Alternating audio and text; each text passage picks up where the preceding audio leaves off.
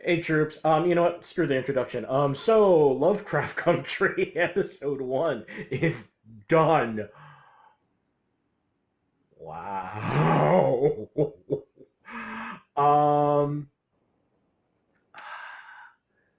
I really should have written more stuff down to think about, but no, wow. Okay, so here's the spoiler-free assessment of it. Um, it's a wonderful mix of the horrors and nightmares that H.P. Lovecraft always talked about, and the horrors and nightmares of racism and bigotry in the United States. Um, it's an amazing mixture of both. Um, you hear the line. Um, Um, sometimes the worst monsters are people. Yeah, no kidding. So that is the spoiler-free review. Keep in mind that this is only episode 1. From what I understand, there are going to be 10. And this is HBO, not Netflix, so it's not going to drop so you can, well, I guess you could binge drop when all 10 are done. But for now, just doing one at a time. And um, and of course the thing to remember too is that this is over 10 episodes, so you've got the cycle of a horror story, horror film, where things exponentially go from, oh yeah, how bad can this be, to, oh my god, oh my god, oh my god, suddenly the worst thing that could happen to me isn't necessarily dying. If you're a Lovecraft fan, you definitely want to watch it. There have been lots of parallels made with the Watchmen miniseries that HBO did. I wish I watched that. Sorry, I suck. Um, making the allegory with racism in the United States. Unfortunately, I can't speak for how the comparisons work out, but like I said, Jordan Peele on this story did not play. Okay, are we ready for the spoiler-filled take on this? Spoiler, all right, spoiler shield. I'm sorry, I don't have my usual spoiler shield thing. Okay. All right. Right now, it is being rebroadcast on HBO. They're doing the back-to-back thing, all right? You in the back. You sure? All right, all bets are off. Wow. It's... what makes this complicated, of course, the fact that, as many will remind you, H.P. Lovecraft was a racist mofo. And it's very ironic to have this story about, based on the novel, by the way. My apologies, I really should have brought that up from the onset. Of African Americans traveling, and who one of whom is a, and actually no, both major protagonists, and actually I think Letty also, I think, is at least dabbles in H.P. Lovecraft. In this story, the way it opens is in a dream sequence. Actually, Atticus, who is the main protagonist, one of the main protagonists, at least from what we can tell. I guess Letty, I'm jumping around. I'm sorry. He has a dream. The opening sequence is hysterical. It's like, in a battlefield. Looks like it's in Korea. Soldiers running around. You see Atticus in his uniform fighting. Blah blah blah. And all of a sudden, alien ships start showing up. Yada yada yada. And it's like, whoa, we didn't waste time on this, did we? Cthulhu-esque monster shows up, and it's like, dang man, where the heck is this coming from? And then out of nowhere, Jackie Robinson shows up and beats the living crap out of Cthulhu. It's pretty dang epic. Pretty dang cool also. And of course, immediately he wakes up in the back of the bus from a dream. Rather appropriate, all things considered. Atticus is going home to Chicago from Kentucky, Um, cause got the letter from Dad. Um, these days it'll be a text or the phone call. I got my phone call from my aunt about my dad. Um, the one that is basically, you need to get your ass home now. And Atticus is going home to Chicago to figure out what's going on. Um, and the normal circumstances, tragic enough. Who's sick? Who died? In my case, so on and so forth. His got weird really fast. Talk about, your mother discovered her birthright. We need to go home and see what's going on. Which, if you're H.P. Lovecraft, you're going, no, Atticus, no, just stay home. It's not worth it. Atticus, you got gills in your neck. We also run into his uncle, George, and his family, wife Hippolyta, and his daughter Dee, all sci-fi fans. They're all... Side note, folks, don't kill George. Uncle George is cool. Uncle George is awesome. Hippolyta is a sweet, badass woman. Their daughter, Dee, she writes a comic book for these people. All right? Please, they're too cool. Unfortunately, this is a Lovecraft story, so all bets are off. So, Atticus goes there trying to get some information, and George, the uncle, writes a version of, if you're familiar with this from the Green Book, a Negro travel guide. So he goes to him and goes, look, man, I'll go with you. Where are they going? They're going to Arnhem, Massachusetts. Yeah, you replace the K with a D. Now, keep in mind, now here's the thing, see, is that Lovecraft he's an author.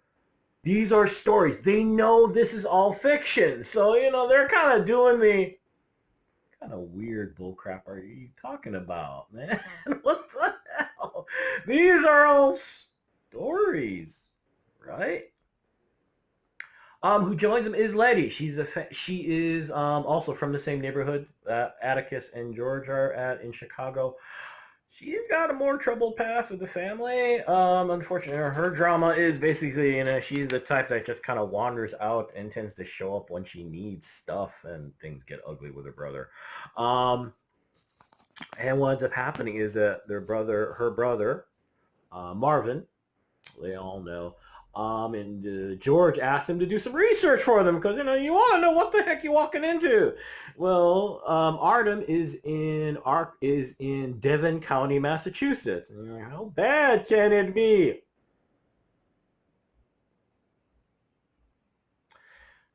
Basically, an unofficial member of the KKK is a sheriff in the area. And to add on to that, the general weird things happen to folks there. No, not Burning Cross weird. We talking about Lovecraft weird. um. Now remember, like I said, since this is a series rather than a film, you've got this graph. That's the way it's always been for me for horror films. This exponential graph of time versus factor. And in the beginning, things are pretty normal, and that's basically what happens through about 2/3 of the episode. Yeah, 2/3 or so. And what you do get, though, is, remember, like I said, allegory, African Americans, and this, by the way, this is set just after the Korean War. So, yeah. Remember, like I said, Negro guidebook. It's ironic. I did not know what the term sundown town was until recently. Lots of friends of mine posting about all sorts of stuff right now, political, et cetera, et cetera, et cetera. Black Lives Matter, all these things. And one of the videos was this guy talking about sundown towns. I'm like, I'm a Japanese American from the state of Hawaii, so I have very special, unique privilege. So I never heard the term. And I'm like, you've got to be kidding me. Go Google it. 21st century, right? Whatever. Anyway, so Devon County, along with the fact that, well, it's Lovecraft Country, uh, is a sundown town. Great. Um, and a chunk of the journey is them facing that. 21st century, right? Well, 20th century at that point. Anyway, like I said, as a reminder that sometimes the worst monsters aren't the giant tentacle things. Sometimes, unfortunately, it's us in all of its bigoted, racist glory. So they're going through this journey to try and get there. As if things aren't bad enough, they when the episode, towards the end, they finally, they're getting to Devon County, and of course, in one of it exists. Apparently, was it George or Marvin? One of them, as they're doing research, mentions that you don't hear mention of any of this for since 2 centuries. Well, there's a hint.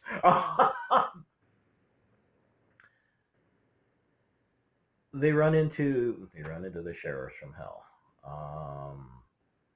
They end up being stopped. They end up being told face first on the ground. Yeah. It's in the middle of the night. And this is where Lovecraft kicks in, because a little reminder that, yeah, it's sundown town, but guess what? It's not good. It's not good just for these folks, but for everybody. And in a very Lovecraftian poetic justice moment, the sheriffs get slaughtered by stuff with way too many eyes. Fortunately, at least no tentacles. They only have 4 limbs. And they're about the size of a car. And oh my Lord in heaven. Wow.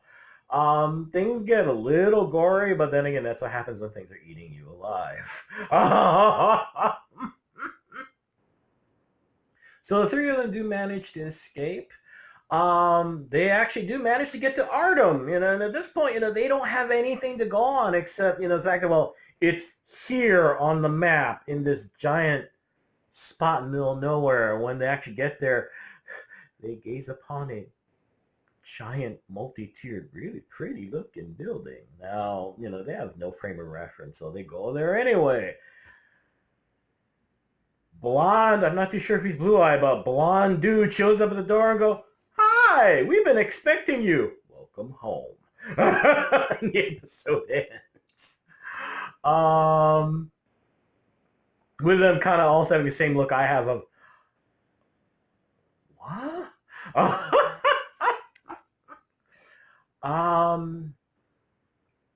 It's everything you expect.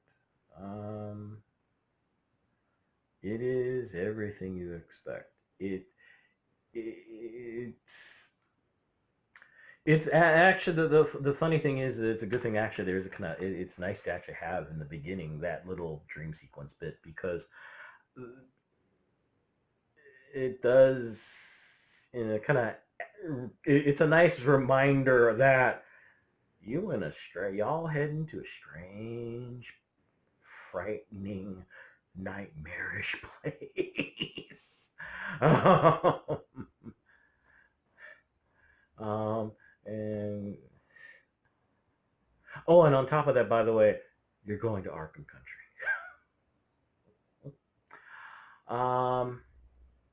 I probably should watch this again. And yes, I'm like